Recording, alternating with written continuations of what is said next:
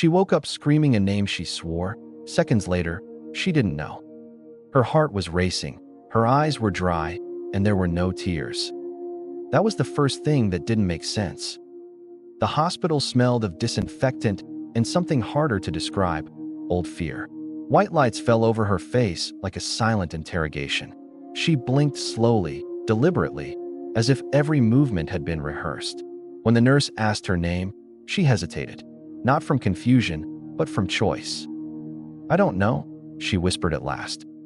Her voice didn't shake. The doctors exchanged quick looks, the kind that say more than any diagnosis.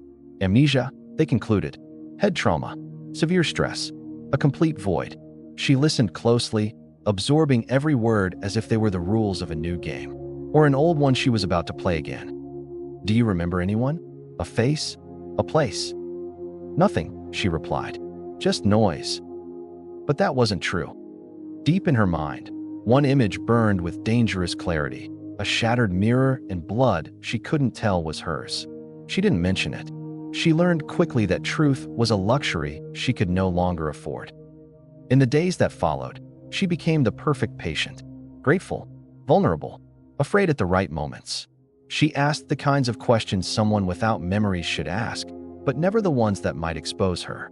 She never asked about family, never about her job, never about who had found her unconscious. That was the second thing no one noticed.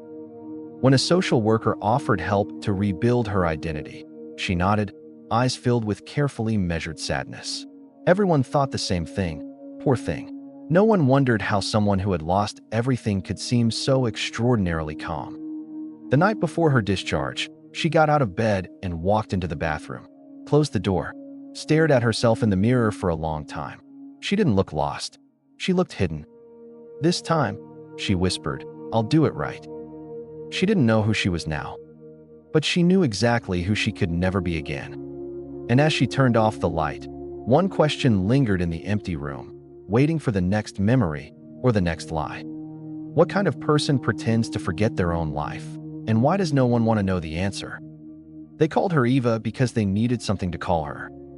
"It sounds like a beginning," they said. She smiled with gratitude and stored the name like a brand new mask. The temporary apartment assigned to her was empty, too clean, too silent.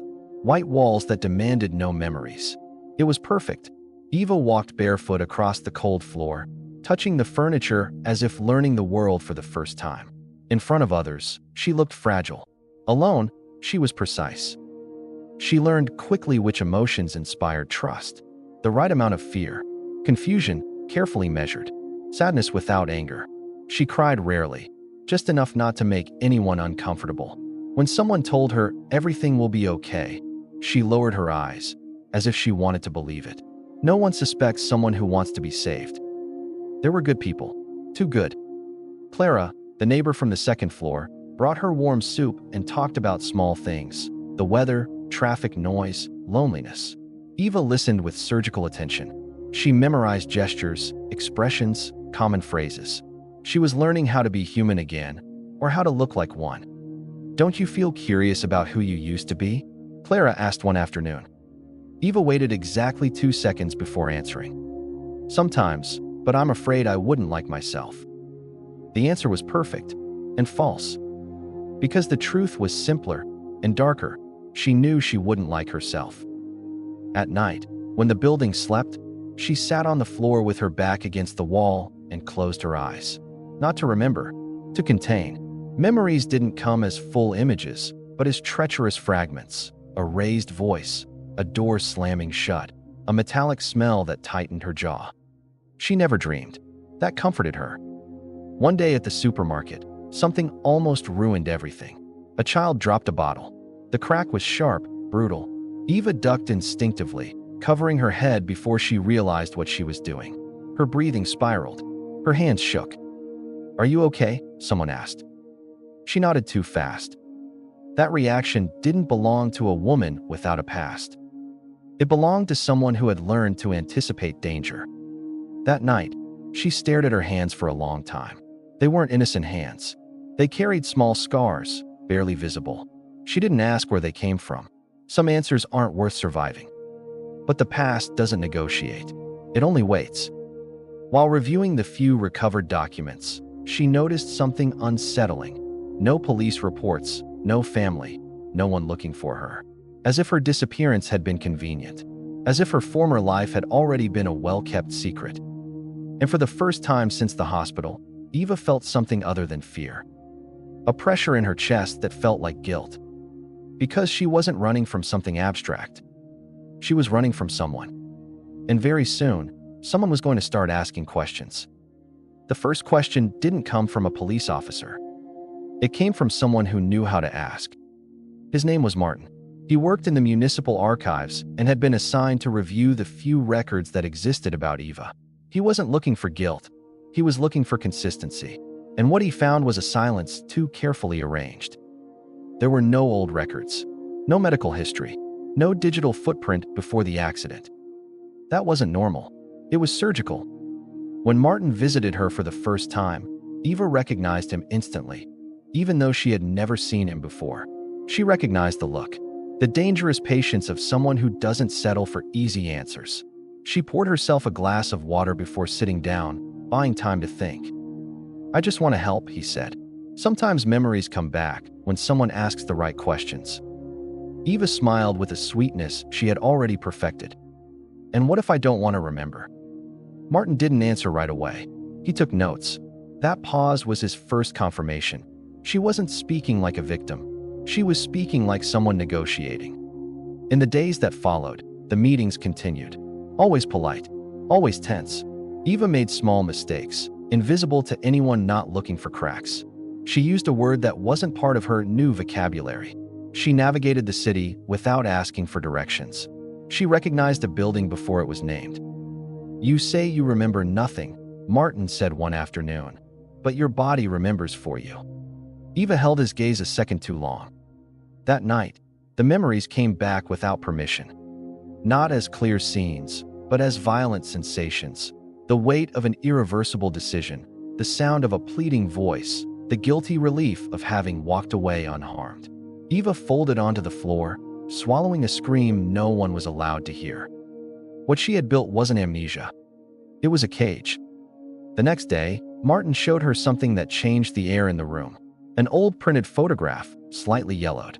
In it was a woman who looked very much like Eva, but with hardened eyes, alert, as if the world itself were an enemy. "I found this in a sealed archive," he said. "It has no name, but someone wanted her erased." Eva felt the floor drop away beneath her feet. "That's not me," she said. This time, her voice did shake. "I hope not," Martin replied. "Because if it is, then this story isn't about someone who lost her identity. It's about someone who did everything possible to bury it." When Martin left, Eva didn't close the door right away. She stared at the empty hallway, knowing the game had changed. It was no longer enough to seem fragile. Now she had to decide how much she was willing to destroy in order to keep existing. Because the problem with pretending to have amnesia isn't forgetting who you were. It's remembering exactly why you stopped being that person. And the past, patient and cruel, had just found a crack through which to return. Eva didn't sleep that night. Not because she was afraid to remember, but because she already was. The photograph stayed on the table, face down, as if it could poison the air. When she finally found the courage to look at it again, everything fell into place. That woman wasn't a ghost. She was a version of herself that had survived for too long by doing things no one was ever meant to know. Her real name surfaced like an uncomfortable whisper. She didn't say it out loud. Names have power. The memories stopped arriving in fragments. They came whole, brutal, merciless. A relationship shaped by control, a life built on necessary lies. A night when she had to choose between being a victim or becoming something worse. No one died, but someone was destroyed forever. Her. Eva, or whoever she truly was, had accused the wrong person at the wrong time. She had told a truth with a missing piece, one that ruined another life and saved her own. When the weight of guilt became unbearable, something terrifyingly clear settled in her mind. No one escapes the past by pretending to be innocent, only by disappearing. The accident wasn't an accident. It was a final act. A calculated blow. A misjudged fall. The exact risk needed to erase the trail without erasing the body. She didn't want to die. She wanted to stop existing. The next day, Martin returned. This time he brought no questions. He brought certainty. "I know who you were," he said flatly, "and I know why no one came looking for you." Eva didn't cry. She nodded slowly, like someone accepting a sentence long expected. "If you talk," she replied, "you won't just destroy me." Martin hesitated. That was the moment she had been waiting for, the instant when the story stopped being black and white. She told him everything, not to justify herself, to show him the gray zone where she had survived. The silence that followed was heavier than any accusation. "Amnesia was your perfect alibi," Martin murmured, "but it was also your prison." Eva looked up. "I didn't want forgiveness," she said. "I just wanted to start without blood on my hands." Martin finally understood the most uncomfortable truth of all. He wasn't facing a brilliant villain or an innocent victim. He was facing someone who had done something unforgivable in order not to be destroyed. And now, the decision no longer belonged to Eva. It belonged to him. Because revealing the truth meant justice for some, and a second death for her. And hiding it meant becoming an accomplice. The past had already clawed its way out of the grave. Now it only remained to decide who it would drag down with it. Martin didn't speak right away. Not that day. Not the week after. Eva kept living as if time itself had become fragile, as if every morning were borrowed. She made coffee, greeted Clara, walked through the city with the constant feeling of being watched by something invisible. She wasn't running anymore. There was nowhere left to go. One night, Martin returned without warning. No files, no recordings, just a question that had been rotting in his throat for days. "If you could go back, would you do it differently?" Eva took her time. For the first time, she didn't measure the pause. "No," she said at last, "but I would pay any price not to remember it." That's when Martin understood something no report could ever capture. The amnesia hadn't been a lie meant to fool the world. It had been a self-imposed sentence, a voluntary punishment. The next morning, the file was closed as inconclusive. No evidence. No names. No past. Eva never knew exactly what Martin decided. She only knew no one ever came looking for her again. Months later, in an ordinary cafe, someone dropped a cup. The sound was sharp. Eva tensed, then breathed. This time, she didn't duck. This time, she stayed still. She had learned how to live with the truth without speaking it. The final twist wasn't a public confession. It was quieter, crueler. Eva began working with people who suffered from real memory loss. She listened to them, walked with them, watched them fight to recover what she had chosen to bury. No one knew her story. No one suspected. And every night, before sleeping, she whispered the same sentence under her breath, like a vow she could never break. "Remembering won't make me a better person, but forgetting won't make me innocent either." Because this is the part no one wants to accept. Not every lie is born from cruelty. Not every truth deserves to be revealed. And sometimes, the identity we build to survive becomes the only honest way to keep living. If this story made you uncomfortable, made you doubt, or forced you to question what you would do, share it. Someone else might be living with a past they can't afford to remember.